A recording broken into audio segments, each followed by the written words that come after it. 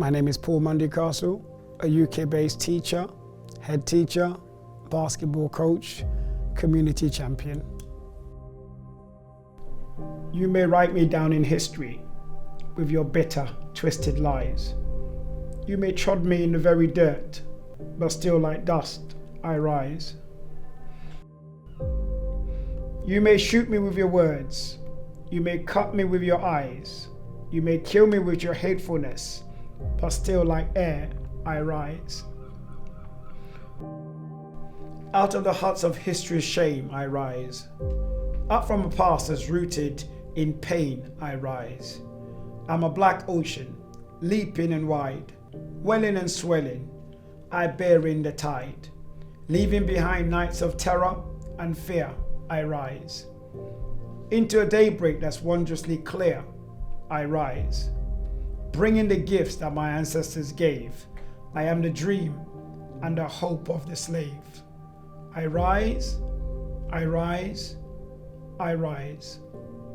When I came to the country in 1988, school was very tough. I spoke with a very, very broad and thick Nigerian accent, and lots of people made fun of your accent. And I'm not talking about the white kids, I'm talking about all kids made fun of your accent. Jamaican kids, African kids made fun of your accent. I was very well grounded, so I wasn't really that bothered. I was quite capable and intelligent in school, so I didn't let that again chip away at my confidence. The biggest shock for me coming to London was the difference. In Africa, we were very wealthy, so that was the most difficult thing, coming to London and starting right at the bottom, because my mum wanted us to come here, and I never understood why as a youngster, because it was horrid. Moved into a council estate, Summerlayton Estate in Brixton. Summerlayton Estate was a horrid estate. We were always in the newspapers. There were, drugs and murders, and it was, looking back, you survived it. I think the only good thing about living in an estate is it makes you tough. But in reality, when you look back, there was also lots of negative influences, and you had to fight against the grain, not to be drawn into that. And basketball allowed me not to be drawn into that. For those of us that chose sports, it was a way out of, I guess, a very, very difficult upbringing in a council estate. The first pictures, me and my brothers, my two brothers, Andy, who's now a filmmaker, and Godwin. So growing up together, we were all very close. I think because Andy was a lot younger than me, I sort of was a bit of a father figure to him growing up, making sure I went to parents' evenings and helped him select schools. I remember driving him to university on the first day he went to university. So I think brotherhood was important to me. That's our front room in Lagos, Nigeria, probably around 1984. And now I look back at that picture, we were surrounded by African history growing up in Africa.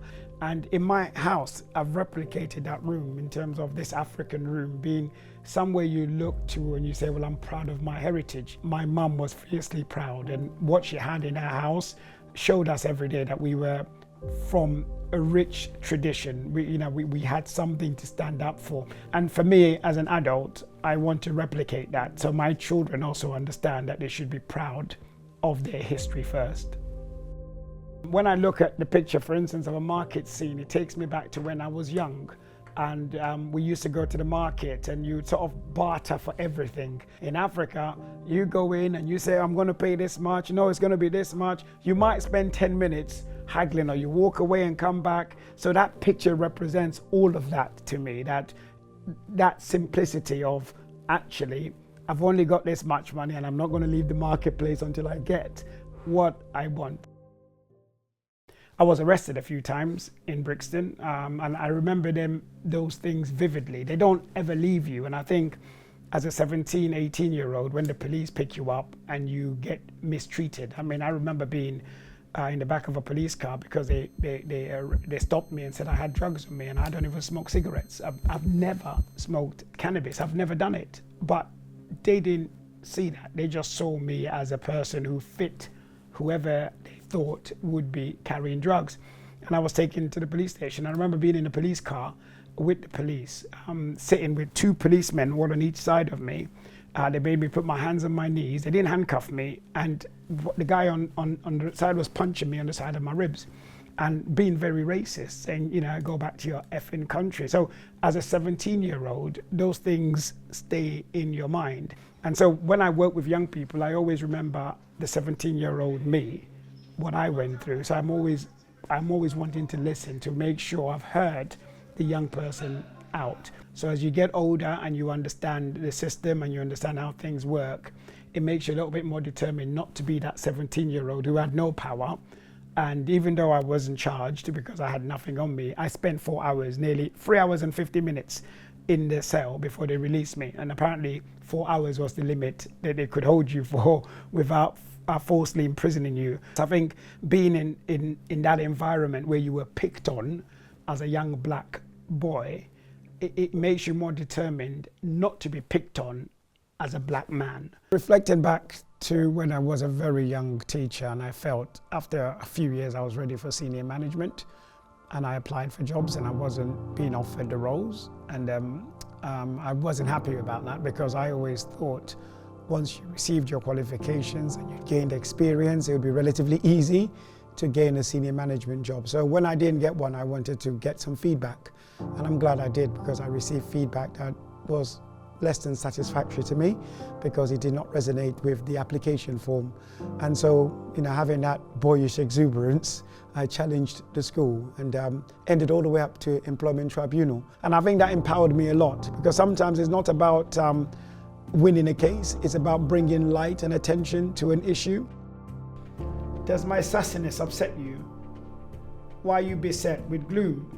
Because I walk like I got wells pumping in my living room? I'm a member of the external reference group for MOPAC. So we are a group of Londoners who have been appointed to help to hold the London Police and the Metropolitan Police Commissioner to full accountability in terms of disproportionality and how people who are black and brown are treated by the police, really. And having read the papers, I noticed a correlation in terms of percentage of PCSOs that are female transfers to your constables really nicely. 35% and 33% turning into people who actually venture in as a career path. But I noticed with the BAME cohort, 40% is fantastic, stepping into the PCSO frame, but only 18% sort of in the workforce. So that might be something to look at as to why maybe those PCSOs are not taking the next step to maybe look at policing as a career path. I don't think MOPAC in itself on its own can solve institutional racism.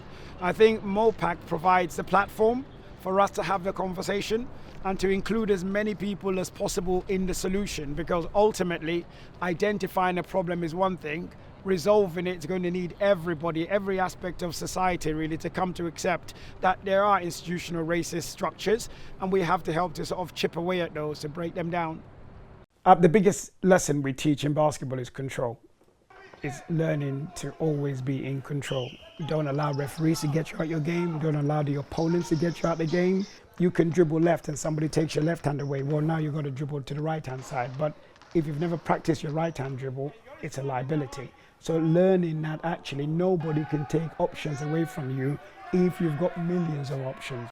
I wasn't a yes sir, thank you sir type of guy. Whenever the police stopped me, and they did frequently when I was young, I was always quite vocal in terms of what do you want, what have I done. If I didn't agree with a call, I'll let the referee know. If you're going to give me a technical, give me a technical. Same thing as when I work. If something is wrong, I will stand up to it.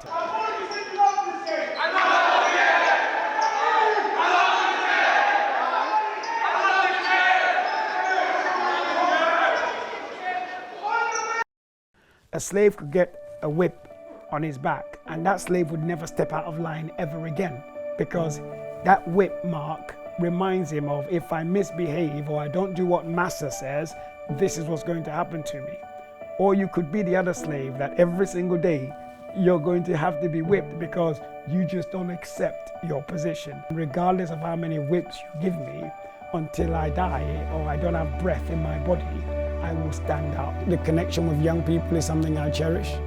And I think my children think I'm a celebrity, not because I played basketball, but because anywhere we are, shopping, airport, train station, somebody always comes and says, Mr. Castle, hello, and they're still quite respectful and they remember the impact you had on them. Having arrived at this point where you are centered, you're balanced, you know how to speak for yourself, you know how to ask for help, you know how to hold people accountable, it means there are no fears. Even if the world is not proud, I am proud of being an African.